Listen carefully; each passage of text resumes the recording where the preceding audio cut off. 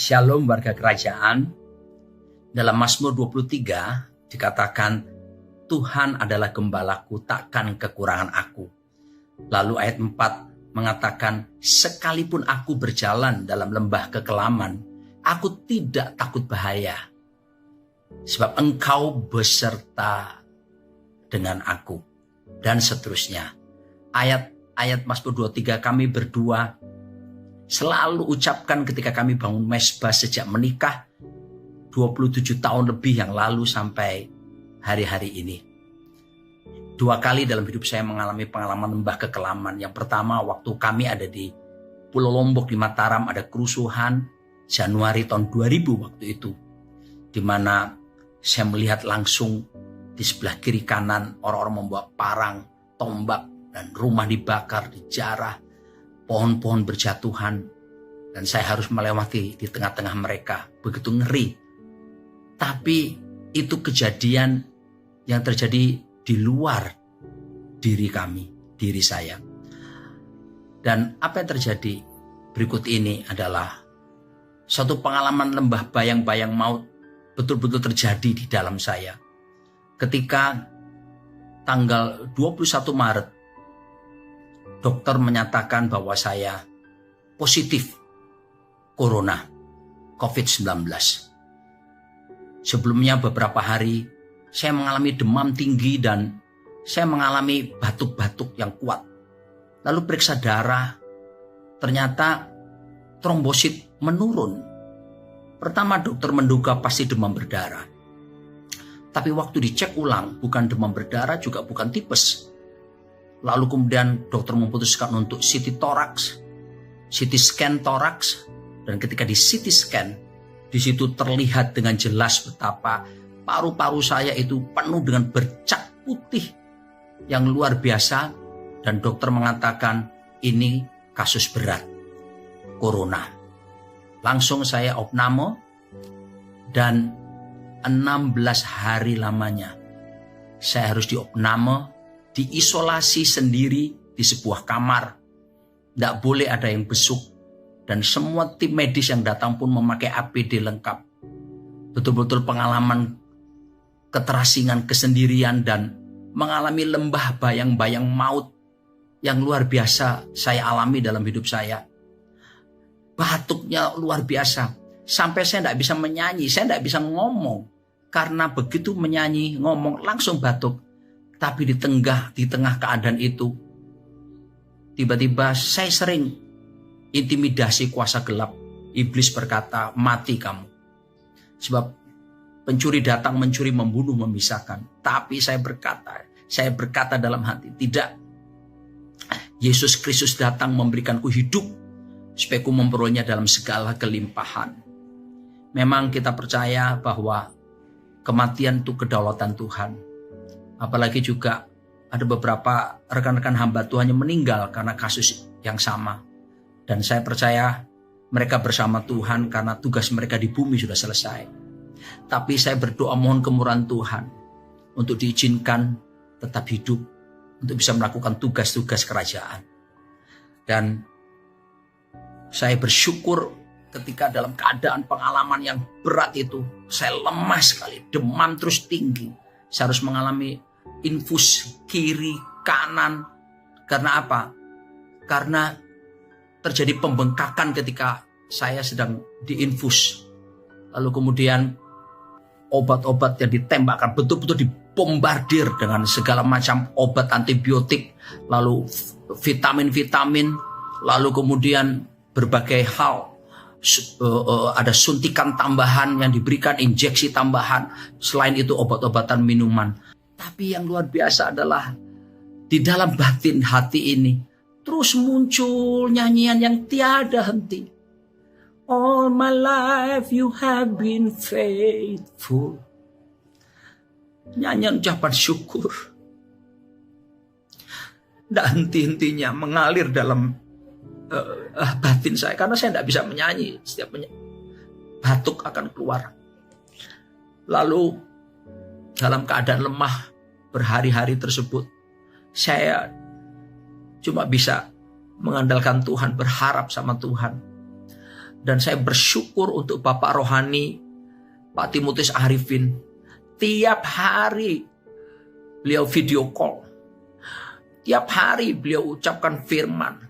Mulai dari Mazmur 91, Mazmur 16, Mazmur 27, dan banyak ayat-ayat yang dia sampaikan.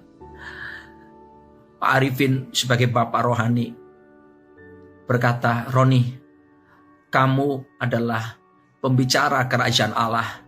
Kamu adalah aset kerajaan Allah. Roni, kamu akan menikahkan anak-anakmu. Kamu akan menuntun Tirsa masuk ke pelaminan.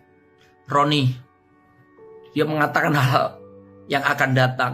Bahkan dia berkata bahwa, Roni, kamu akan sampai masa tua. Rambutmu putih semua tapi tidak ada jambulnya lagi.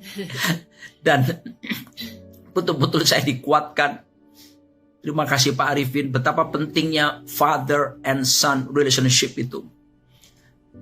Bukan sekedar jadi pemimpin, tapi jadi bapak. Dan saya percaya ini yang dibutuhkan oleh generasi saat ini. Karena generasi saat ini adalah fatherlessness generation. Oleh sebab itu saya sekali lagi mengucapkan syukur untuk Bapak dan Ibu Rohani Pak Arifin dan Ibu Vivi yang terus menguatkan, mendoakan terus. Saya juga berterima kasih kepada Tuhan untuk istri saya, anak-anak saya. Bagaimana istri saya berdoa tiap hari, berseru-seru kepada Tuhan. Kami selalu video call. Dan David putra saya mengirimkan lagu yang Tuhan berikan kepada dia, yang menceritakan tentang sekalipun aku di lembah bayang-bayang mau juga, aku mau berkata, believe in you, aku percaya kepadamu.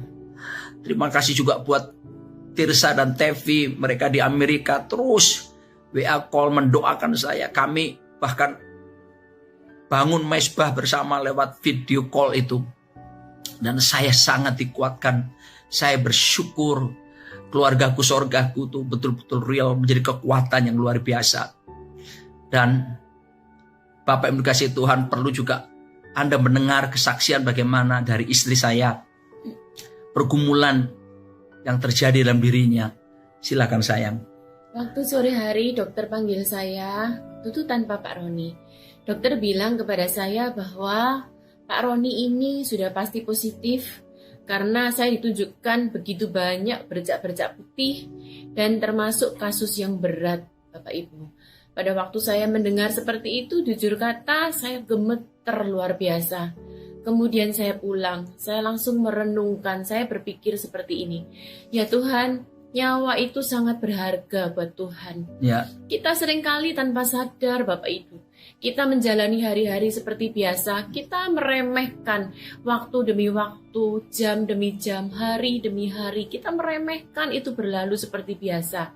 Tapi ketika saya tahu kondisi suami saya, paru-paru dengan bercak yang banyak putihnya, dan kondisi yang berat, kata Pak Dokter, jadi saya mulai hari itu kita berdoa. Bapak Ibu, saya benar-benar akhirnya menyadari, kita harus menghargai waktu-waktu hidup kita. Amin. Bapak Ibu. Kita nggak bisa lagi menyia-nyiakan lagi. Kalau kita sadar Bapak Ibu, ketika saya mendengar berita itu, detik demi detik, jam demi jam, hari demi hari itu sangat berarti. Karena setiap jam itu ada obat yang dimasukkan, ada antibiotik berat yang dimasukkan. Itu melihat progres ke depan. Setiap hari kami telepon, kami memantau, kami melihat perkembangan suami saya. Karena hari demi hari itu sangat berarti buat kami. Jam demi jam sangat berarti. Dari situ kami sadar Bapak Ibu, betapa waktu itu luar biasa, betapa nyawa itu luar biasa. Pak Arifin sama Bu Vivi sebagai Bapak Ibu rohani kami juga memberikan di dalam Mazmur 27. Saya juga baca, saya perkatakan, Tuhan, kami akan menikmati kebaikan-Mu di negeri orang hidup. Betapa berharganya kehidupan Bapak Ibu. Nah, terus kami berdoa. Akhirnya kami berjanji setelah ini, ketika kita mengalami kehidupan di negeri orang-orang yang hidup, berjalan, dikasih kesempatan di negeri orang hidup, dikasih kebaikan Tuhan di negeri orang hidup. Mari sayang, saya berkata, kita sama-sama maksimal hidup kita. Kita tidak lagi meringankan waktu-waktu kita. Bapak Ibu, kalau kita teliti coba sekarang, orang-orang di PSBB, di lockdown, mereka nggak bisa kerja, mereka nggak bisa sekolah, melakukan aktivitas. Mau aja. Karena apa? Nyawa itu sangat berarti. Mari sekarang kita sadarin betapa kalau kita masih hidup sekarang, berarti diberi Tuhan kesempatan untuk kita menginjakkan kaki di negeri orang-orang hidup. Mari kita maksimalkan luar biasa. Dan saya belajar luar biasa Bapak Ibu, betapa kesepakatan keluarga, suami istri, dan anak-anak itu luar biasa. Setiap hari kita video call, jujur kata kita menangis, saya menangis merendahkan diri di hadapan Tuhan. Siang malam saya nangis, saya video call sama anak-anak juga sama-sama kita menangis, berseru dan berdoa pada Tuhan. Saya percaya ketika 2-3 orang berkumpul di situ, Tuhan mendengar doa kami Bapak Ibu. Dan satu hal terakhir, saya belajar bahwa ayo kita merendahkan diri. Kita mungkin tanpa sadar, kita sibuk, aktivitas.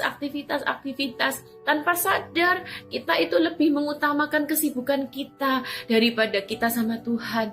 Saya percaya ini semua Tuhan izinkan supaya kita kembali kepada tujuan awal Tuhan. Supaya kita ada di muka bumi ini. Yaitu apa sih? Kita menyembah Tuhan. Kita intim sama Tuhan. Itu hasrat Tuhan. Saya bilang sama suami saya, kalau ini diizinkan Tuhan, Tuhan tarik kita masing-masing. Suami saya ditarik Tuhan, dia sendiri intim sama Tuhan, saya kembali ditarik Tuhan, dan kita sama-sama intim sama Tuhan. Saya merendahkan diri, Tuhan kalau mungkin ada kedapatan kesalahan yang sengaja atau nggak disengaja, mohon ampun Tuhan.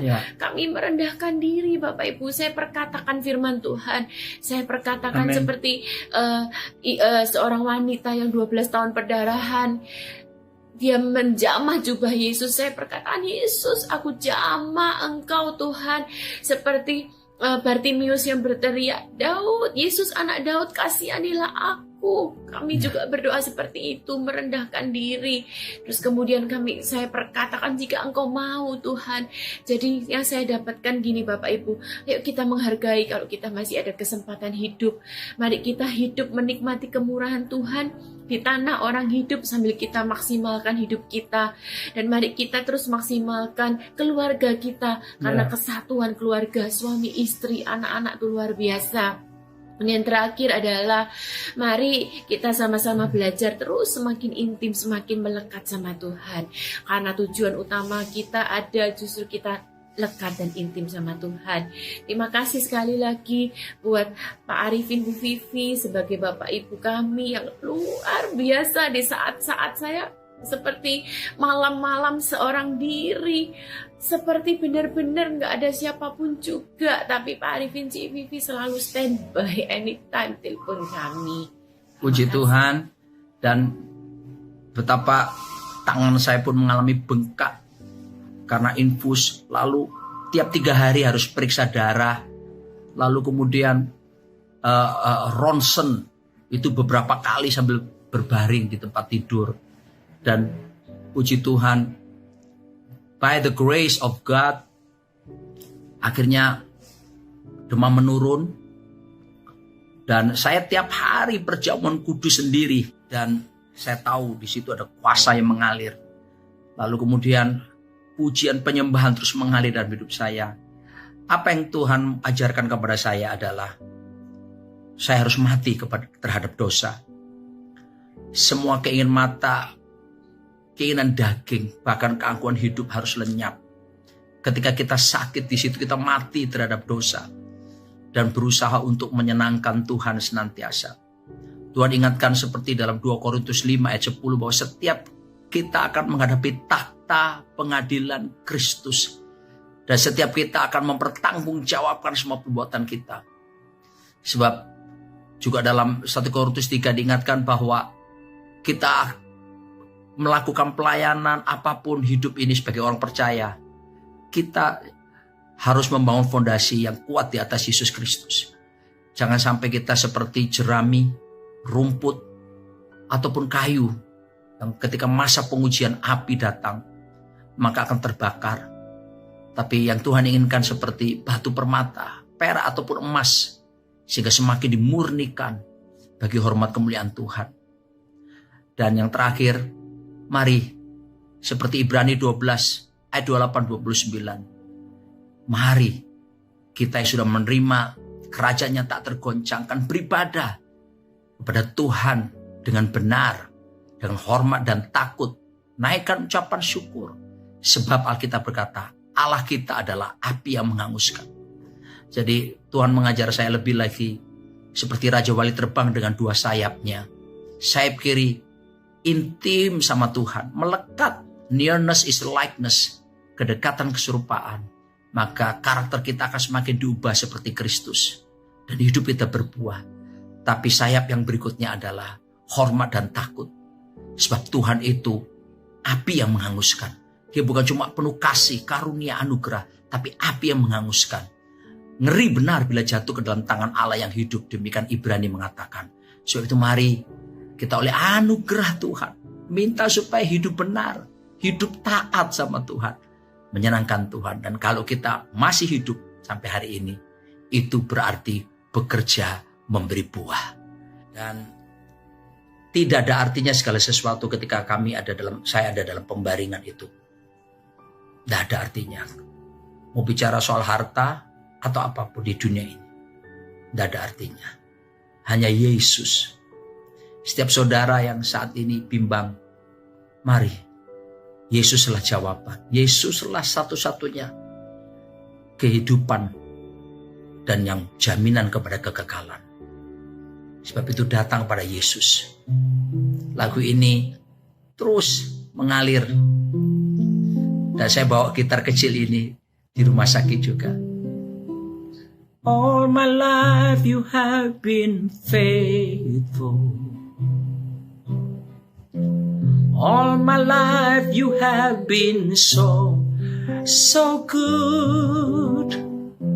With every breath that I am able, oh, I will sing of the goodness of God.